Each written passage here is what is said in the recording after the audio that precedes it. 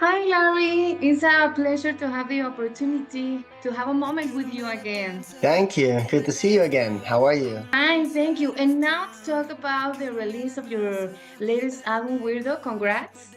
And how do you feel about the response of all of your fans? It's been wonderful. I mean, I mean, people are people super are. excited about the album, and we have played two shows already. We started the tour on Friday when the album came Okay. out, and we played two times in Finland. And it was nice to meet people from all over, like people from Mexico and people from Argentina and like from Germany, and everybody came for the first show.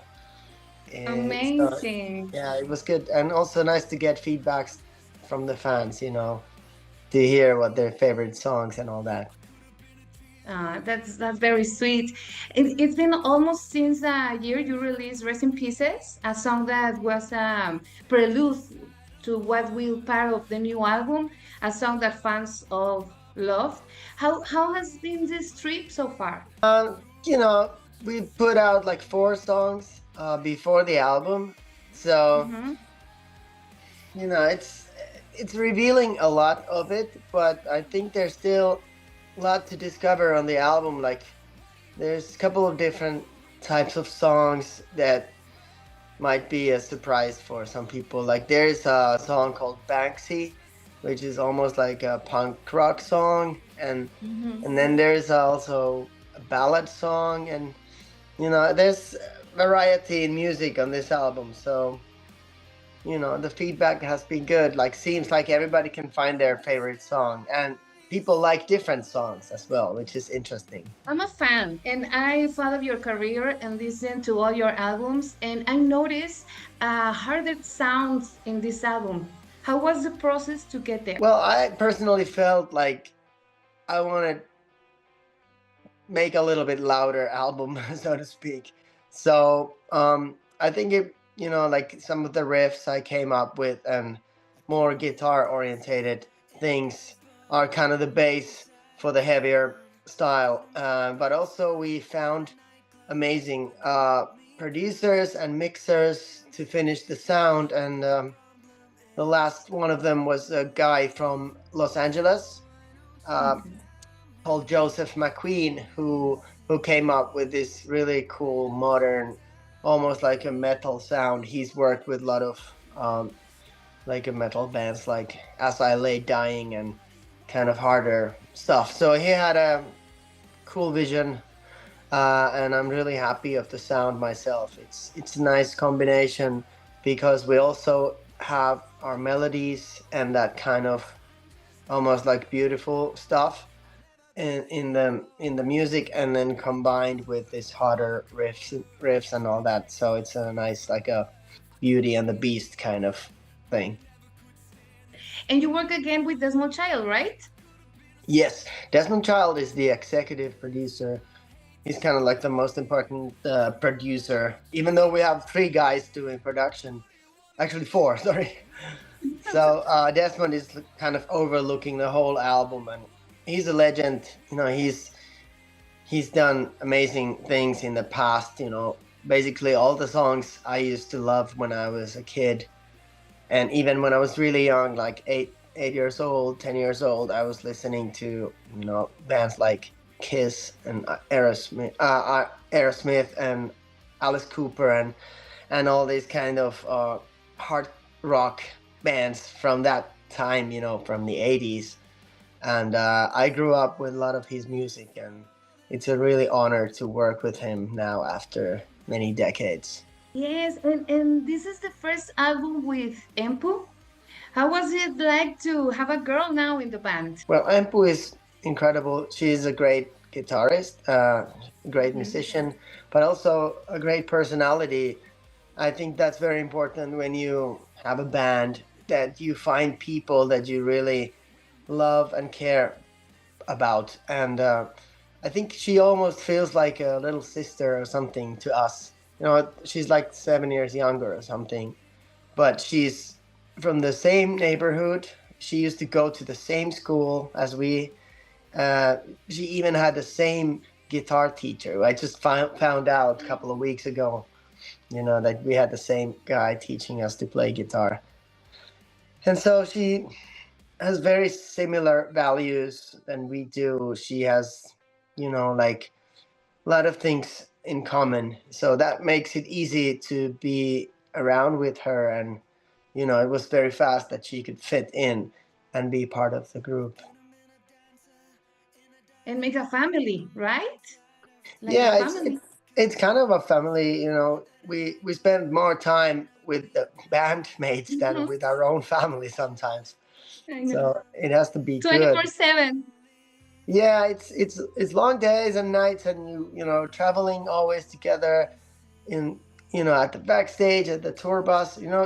It gets really tight sometimes, so you need to get along well to avoid trouble and fights. And of course we have sometimes arguments, and it's normal, but like when you have good friends, or they're almost like your sisters and brothers, it's easier to solve these things, and we really care about this band, so we also try to keep it healthy from the inside, because then the fans, they would notice if we feel bad on stage, and they can see it from our faces. Like if we're not that, band they're used to seeing, like with full of like joy of playing and having a good time on stage, the fans, they know. And now, speaking of the philosophy of Weirdo, I always believe that the magic in music is uniting the artist with their fans through the lyrics, for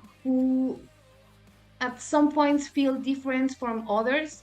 What would you say to them? Well, I think it's very common. Like a lot of people feel like they don't fit in, or they are somehow like strange, or they feel not so confident about themselves. And we're just trying to encourage these people that be yourself, and just look exactly the way you want, and express yourself exactly how you want. And you don't have to change your style because someone else tells you so, or social media, this pressure, like you're supposed to look like this and like be like that, and like it's a lot of pressure for young people especially. And I used to suffer quite much from that when I was younger. People would call me weirdo and freak, and bully me because I was the way I was. And but I never changed. I always kept my way, and now later I kind of want to celebrate 30 years of being a weirdo and make it a positive word instead of an insult. I know it's hard to choose just one song, but if you have to choose just one from this new album, which will be and why? Right now, Break These Chains. That's my favorite song. It's a good combination of a very typical Rasmus song, like with a melody and lyrics too, and then this new sound that we created is like more modern than before, and it's heavier and harder and angrier, and I love that because it's a pretty beautiful song, almost like a ballad, but it feels like there's a lot of strength, and it's really powerful. I love it. Okay. Making an album has several moments: composing, recording, producing, recording video, social media promotion, and more. What will be your favorite part of making and release a new album? I think it's always the songwriting. That is one of my favorite parts out of all those. It's always when you start creating something new, usually you have like a clean table and you have like tons of ideas, but you don't know how it's gonna be. It's always like so spontaneous, and I just love that part of it. And then you can sort of like summarize like where am I now? what have I done in the past? Where do I want to be in the future? Who am I? Like, why am I? And all these kind of big questions. And then it's nice to start a new chapter and new like era with each album, and I think it's one of the favorite parts. And you can say it's like a catharsis to you as a songwriter. Um, Kind of. I mean, it's always like I've said, it's almost like writing a diary, because we've now released 11 albums, and so if I look back at the history, I mean the catalog, I listen any of the songs, I would remember, oh, that was that time, you know.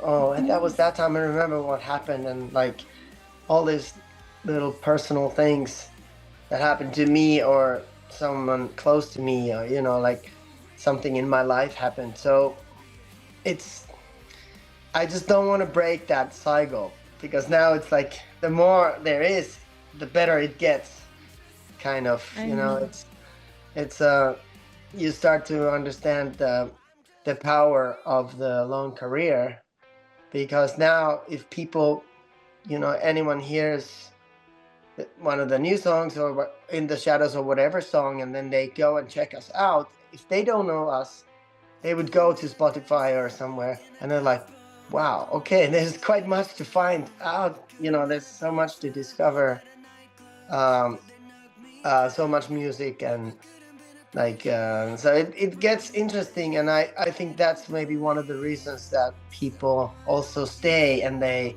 subscribe and they want to, you know, dive into the world of the Rasmus. Yeah. I know, amazing work. In your case as a frontman, you really like the connection with the fans and the band. How do you manage that?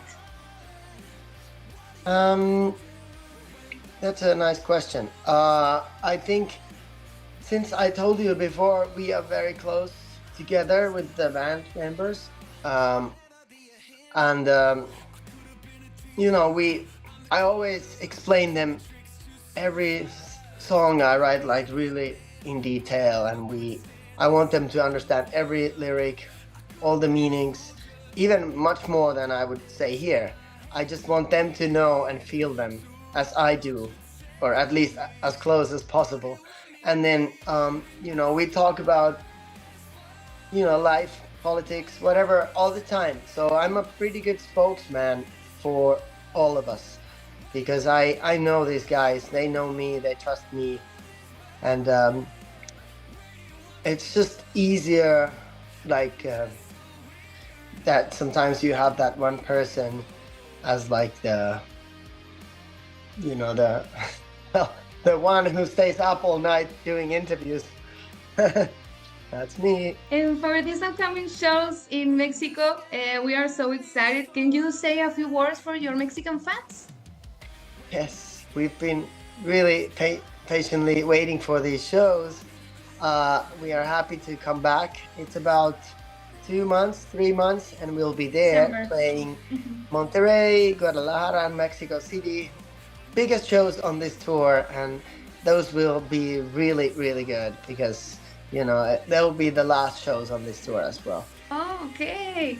Thank you. Thank you so much, Lauri, for this interview. It's a pleasure to talk to you again. And we're looking forward to your next show here in Guadalajara, December 10 at Auditorio Telmex. Thank you. Thank you. Bye. Bye.